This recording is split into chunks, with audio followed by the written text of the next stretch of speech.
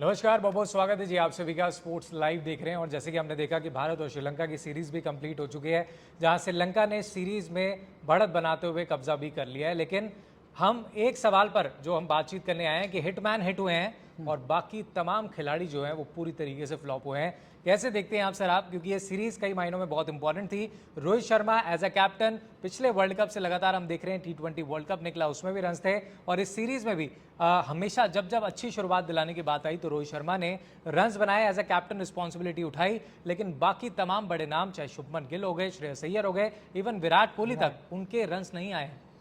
ऋषभ के नहीं आए। अगर आप देखें, रोहित तो अपना फेमिलियर रोल उन्होंने निभाया, जो ये है कि चार्ज लेना है। उस कोशिश में अगर वो जल्दी आउट होते हैं तो कोई बात नहीं, पर उन्होंने अपना एक ठान लिया है कि मैं जाके अटैकिंग क्रिकेट खेलूंगा, क्योंकि वही उनको आसान लगता है, वो उनका नेचुरल गेम है डोमिनेट करना। अगर आप देखें पूरे वर्ल्ड कप में जो है उन्होंने अच्छी इनिंग्स खेली, T20 में भी अच्छी इनिंग्स खेली, IPL में सबको मालूम ही हो कितने अच्छी तरह बैटिंग करते हैं। और ये आपने सही कहा, वो एक ही खिलाड़ी जिसने अपना रेपुटेशन बचाया, बाकी ऑब्वियसली सबने लेट डाउन किया। लेकिन सवाल सर कई सारे बन गए और रोहित शर्मा क्यों अलग नजर आ रहे हैं इस टीम में, उनका परफॉर्मेंस बोल रहा है। रोहित शर्मा लगातार कंसिस्टेंट है, लेकिन हमारी बल्लेबाजी में आप अगर नाम देखें तो कोई नए खिलाड़ी नहीं खेल रहे हैं, तमाम वो पुराने खिलाड़ी हैं जो अरसे से भारत के लिए खेल रहे हैं। इवन हमने देखा पहले 2 मैचों में KL राहुल को खिलाया गया, फिर उनको बाहर कर दिया गया, ऋषभ पंत आए, ऋषभ पंत का परफॉर्मेंस नहीं आया। श्रेयस अय्यर लगातार बैक टू बैक 3 मैचेस मिले सर ODIs में, और इवन विराट कोहली जैसा कैलिबर खिलाड़ी जो 19 की एवरेज से रन बना रहा है, वो कितना जस्टिफाई है और कैसे देखते हैं आप? क्योंकि लगातार सवाल जो है हमारे बल्लेबाजों से पूछे जाएंगे कि आपने इस पूरी सीरीज में आखिर किया क्या है। हाँ, आप कहिए डिसिप्लिन की कमी थी, आप कहिए फॉर्म नहीं था, या इन्होंने जो है थोड़ा और डिटर्मिनेशन होना चाहिए था कि मैं ये मैच निकाल के दिखाता हूँ, फिर मैं देखता हूँ आप मुझे टीम से कैसे बाहर करोगे। वो खिलाड़ी हमको मिला ही नहीं, ना बैटिंग में, और बॉलिंग भी जैसी होनी चाहिए थी अपने स्तर से नीचे रही। पर मुझे लगता है कि क्रेडिट थोड़ा मैं श्रीलंका को ये दूंगा, उन्होंने अपना होमवर्क ठीक किया था। उनको मालूम था कि किन कंडीशंस में हम एक्सप्लॉइट करके भारत की टीम को जो है हरा सकते हैं। उन्होंने किया, अपनी टीम में उन्होंने स्पिनर्स भरे, और अनफॉर्चुनेटली इस भारतीय टीम में स्पिनर्स अच्छा खेलने वाले कम हैं। अब उसके कारण कई हैं। आपका नेचुरल गेम आपको कोई खिलाड़ी फास्ट बॉलिंग अच्छा खेलता है, पर एक जो मैं हमेशा सुनता हूँ अपने पुराने खिलाड़ियों से, वो ये कि आप डोमेस्टिक क्रिकेट कम खेल रहे हैं। अगर आप डोमेस्टिक क्रिकेट बहुत खेलेंगे, वहाँ पे आपको चैलेंजिंग स्पिनर्स मिलते हैं, इसी टाइप की पिचेस मिलती हैं छोटे छोटे सेंटर्स में, तो वो एक फैक्टर आपको याद रखना पड़ेगा। लेकिन सर मिडिल ऑर्डर की अगर हम बात करें, हम बात करते हैं, चलिए आप विराट कोहली के लिए सीरीज अच्छी नहीं गई, लेकिन शुभमन गिल वो तो टीम के वाइस कैप्टन है। हाँ। लगातार इस सीरीज से पहले भी उनके रन्स नहीं आ रहे थे। हाँ। उसके अलावा हमने देखा इस सीरीज में शिवम दुबे को खिलाया गया। शिवम दुबे जिनको कहा जा रहा था कि भाई एज एन ऑलराउंडर टीम में शामिल हो रहे हैं, लेकिन बल्लेबाजी उनकी मेन स्ट्रेंथ मानी जाती थी, वो तो बैटिंग में पूरी तरीके से लगातार फ्लॉप हो रहे हैं। और साथ ही मैं आपसे गौतम गंभीर के बारे में भी जानना चाहूंगा, एज अ कोच उनके लिए ये पहली सीरीज थी, उसमें हार मिली है। बहुत सारे पहले 2 मैचों में ही हमने जो देखा टीम सिलेक्शन में, जिस तरीके से जिस खिलाड़ी को जिस नंबर पर खेलना है वो उस नंबर पर खेल ही नहीं रहा, मतलब कोई प्लान नजर नहीं आ रहा था। सिर्फ एक ये नजर आ रहा था कि रोहित शर्मा जा रहे हैं, रन्स बना रहे हैं और पूरी टीम जो है कुछ कर ही नहीं पा रही है। जितना मैं गौतम गंभीर को जानता हूँ, उनकी नोटबुक में ना बहुत सारे नोट्स आगे होंगे। उन्होंने नोट कर लिया होगा कि ये खिलाड़ी भरोसे का है, ये खिलाड़ी भरोसे का नहीं है, ये खिलाड़ी फलाने फलाने कंडीशंस में खेलने के लिए बढ़िया है या नहीं है, व्हाटएवर।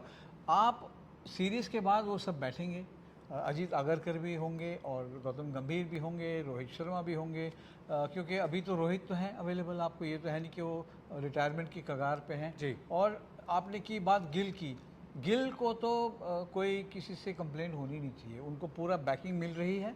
उनको, जैसे हमने बात किया, वाइस कप्तान इसलिए बनाया कि भरोसा देने के लिए आपकी जगह पक्की है, और अब वो कैसे उन्होंने उसको कैपिटलाइज नहीं किया, बिल्कुल ये तो मैं आपसे पूरी तरह एग्री करता हूँ कि एक स्टेज पे आके आप ज़रूर सवाल उठाएंगे कि गिल का इस टीम में कहाँ तक जो है उसकी प्रेजेंस होनी चाहिए। क्या वो इस भरोसे हैं कि आप उनको ये मान के चलें पक्का नंबर 3 पे खेलेंगे, या ओपन करेंगे, या मिडिल ऑर्डर में करेंगे। आप देखिए KL राहुल, आप देखिए श्रेयस अय्यर, शिवम दुबे, ये सब इनको जो है अपनी जगह जस्टिफाई करनी पड़ेगी।